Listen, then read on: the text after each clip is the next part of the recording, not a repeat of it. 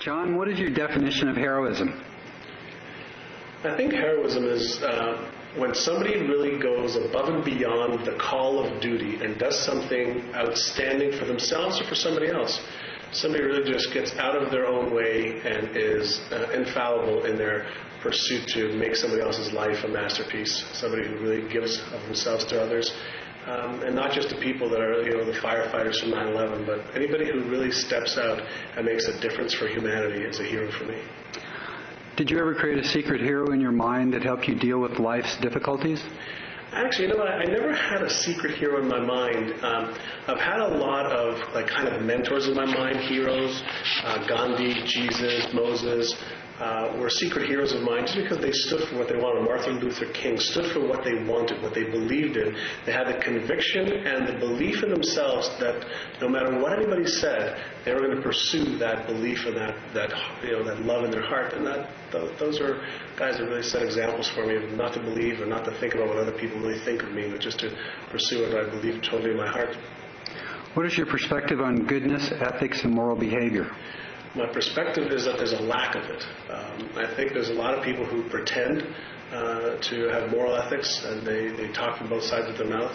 I think that we have to go back to, there's a Greek word that's called praxis, P-R-A-X-I-S. And praxis means the integration of your beliefs with your behavior.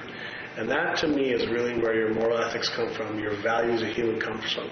And I think it's a lack of it. I think it's really time that people say, you know what, here's what I stand for. And it's not a matter of being right or wrong. It's a matter of saying, here's what I stand for, here's what my values are, here's what my beliefs are, and I'm just going to be doing things this way from now on and stick to it. Are there any principles that you're willing to sacrifice your life for? My freedom. I have absolutely freedom from myself, my country, somebody harming my children, absolutely. When was the lowest point in your life, and how did you change your life path to win a victory over those obstacles? I think one of the lowest points in my life was when I was diagnosed and combated severe ulcerative colitis, which is ulcers in your colon that bleed. I was 21 years old, and I thought that, here I am, my health is at risk, life is going to go downhill from here. And I really had to have a look in the mirror to see what was the cause of that. And the cause of that was me.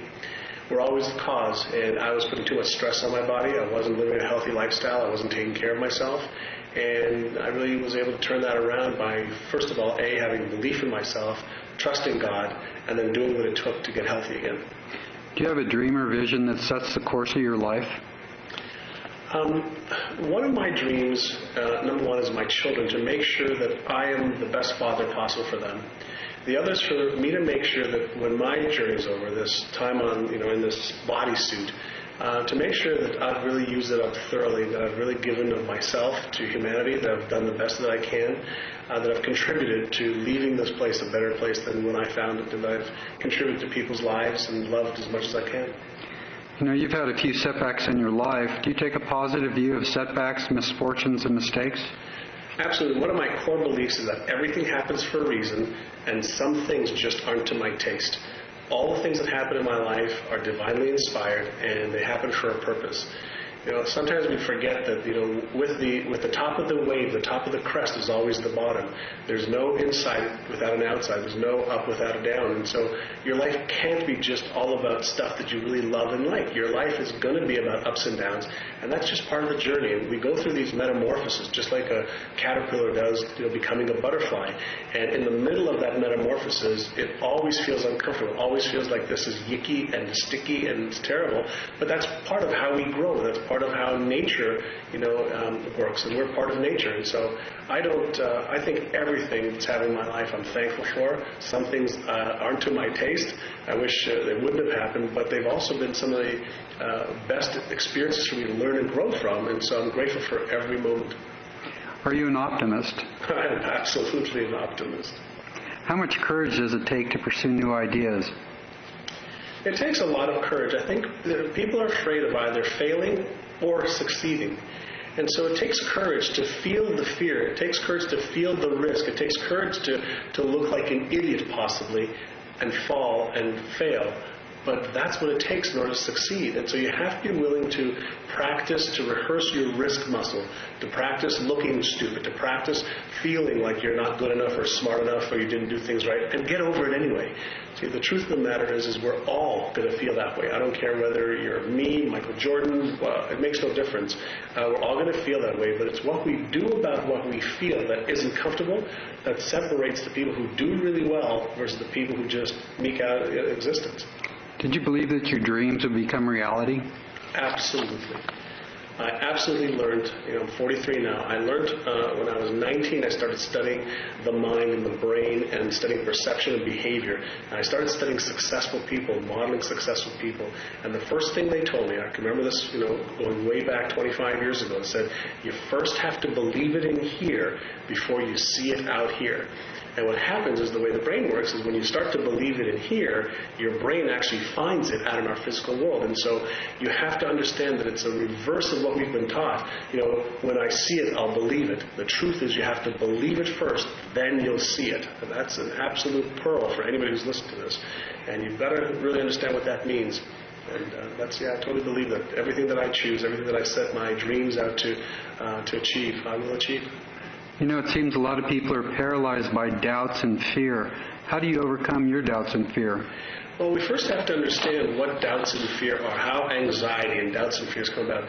They are a psychic dis-ease. When the brain isn't working properly, we don't understand how to calibrate the brain for optimal performance, we're going to feel these doubts, fears, and anxieties.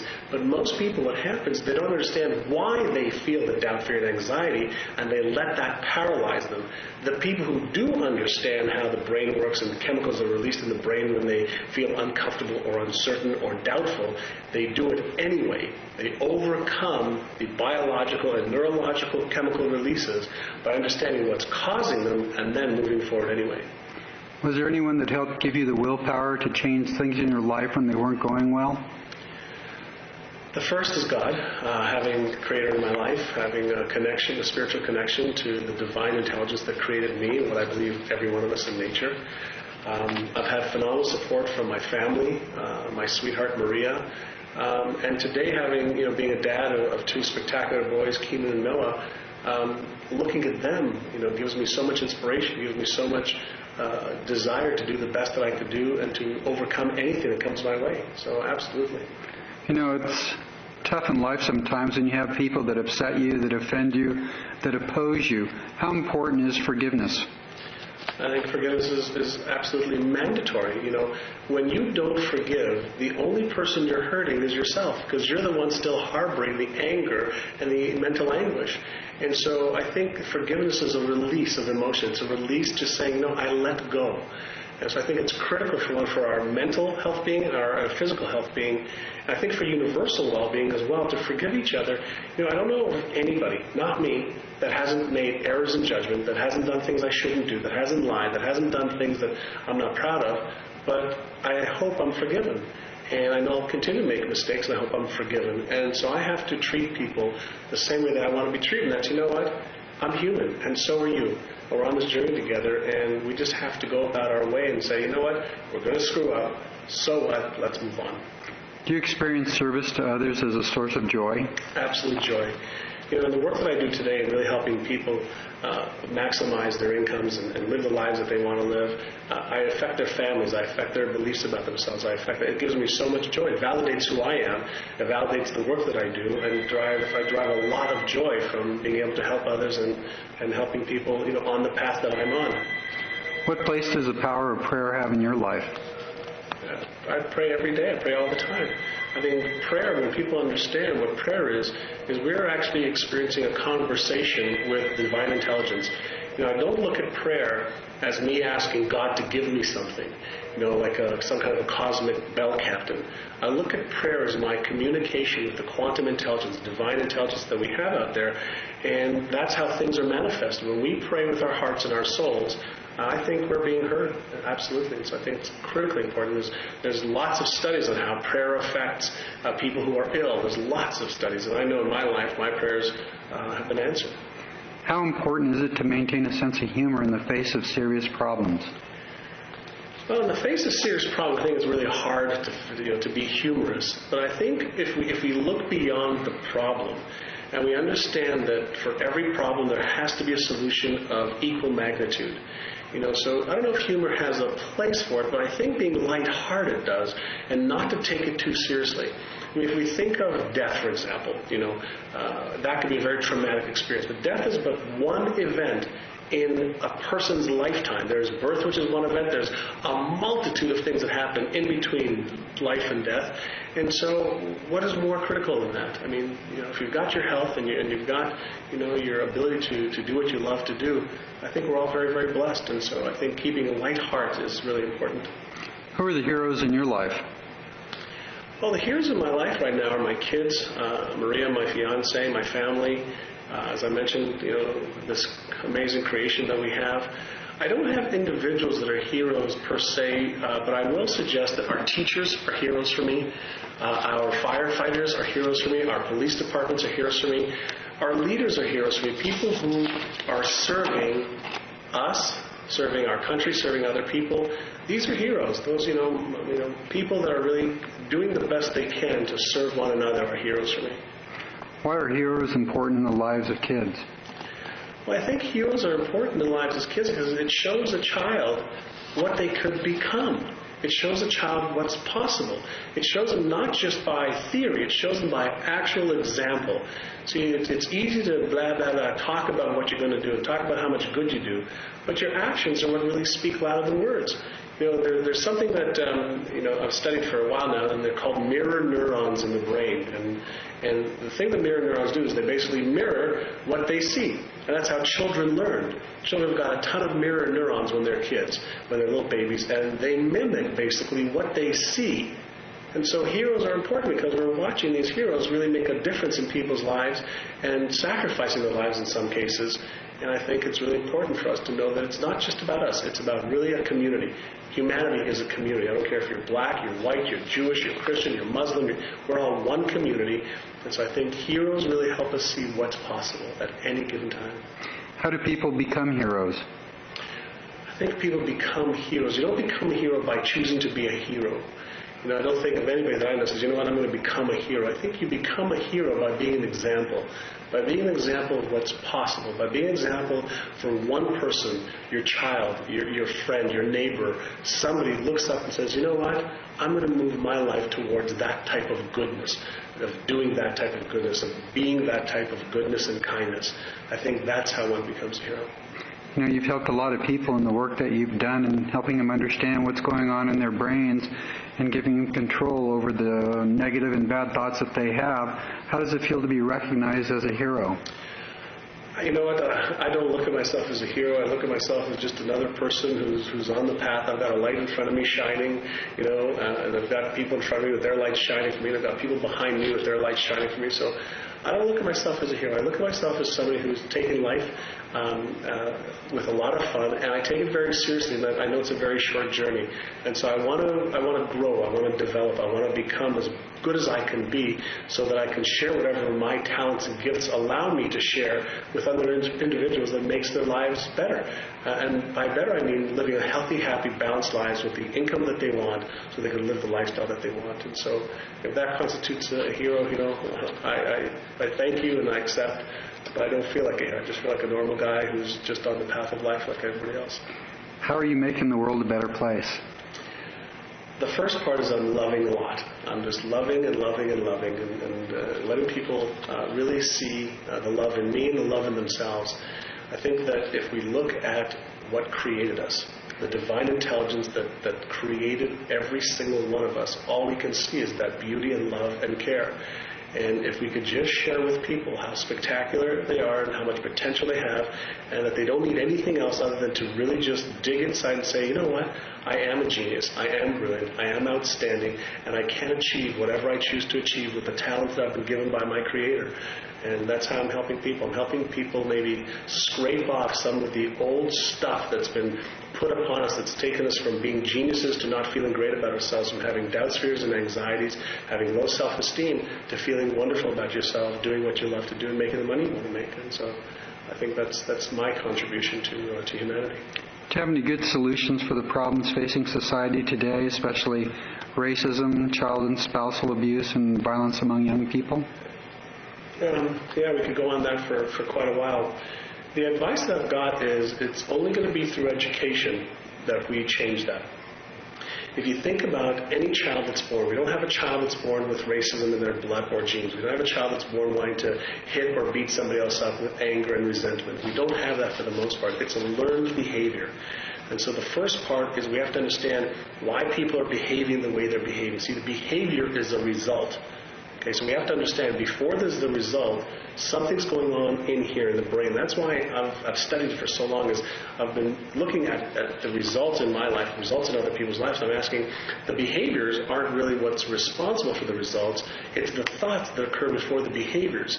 And so if we can help educate the individuals who are doing the things that they shouldn't be doing, in my opinion, by understanding that there is another way for them to achieve their goals and desires, whether it's, communication skills so they stop hitting and using their anger as opposed to their intelligence. Racism is nothing more than ignorance. We were all, in the desert together at one time of our lives. But we got segregated by people's beliefs about what was true, people's beliefs of what they had to have and didn't have to have.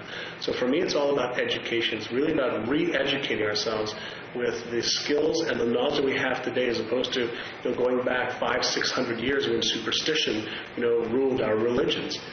So I think there's a lot more information. We've grown as a species. Our brain's evolving. We're much smarter than we used to be 200 years ago, 300 years ago, 500 years ago. So for me, it's a function of really educating people from kindergarten on, and the parents who have the kids. If you had 3 wishes for your life in the world that would instantly come true, what would they be? That my life mattered, that I remain healthy, and that I have the power to continue doing what I'm doing with love and compassion and kindness. What do you think about the In Search of Heroes program and its impact on youth, parents, and business people? It's about time somebody really takes this seriously and does something for the youth. We've got to start with our younger children. See, you and I, we have to change our mind. With our kids, we just have to help them make up their mind.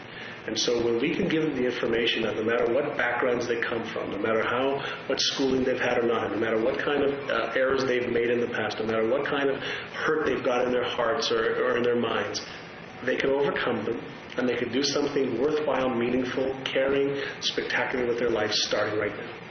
What are the things parents can do that will help their children realize that they too can be heroes and make a positive impact on the lives of others? The number one thing, in my opinion, parents can do is be the way you'd like your child to be. Don't tell them one thing and do something different. Be congruent with what you would like them to be by showing them how to be that way. Again, we're going to learn more by what we see than what we hear. And our actions speak so loudly that we don't even need to say a word. Words only account for about 7% of our communication. And so if you can show your child what it's like to be charitable, show your child what it's like to be giving, show your child what love is really all about, show your child unconditional love, show your child caring and compassion and understanding and non-judgment, and that's what your child will become. They won't be able to become anything but that. John, I really appreciate your time in answering these questions. Do you have a parting thought that you want to share with the people? It's all about love. It's all about caring. We're all in this game together. We're not separate. We're all connected. You may not be able to see it with your eyes, but if you go to the quantum universe, some of the physics of nature, we are all connected. There's nothing that separates us except our belief that we're separated. And so everything that I do that's good in the world, you benefit from. Everything that I do that's not good in the world, you lose from, and vice versa. And so if we all were just more compassionate, understood that, it's a game for all of us to win, but we have to be on the same page. We have to raise our level of awareness of what's possible. We have to raise our level of awareness of how powerful we are, and we have to raise our level of awareness of how good we need to be to each other. Well, John, I really appreciate your time and what you're doing to make the world a better place. Thanks again. Thank you so much. It's been a joy.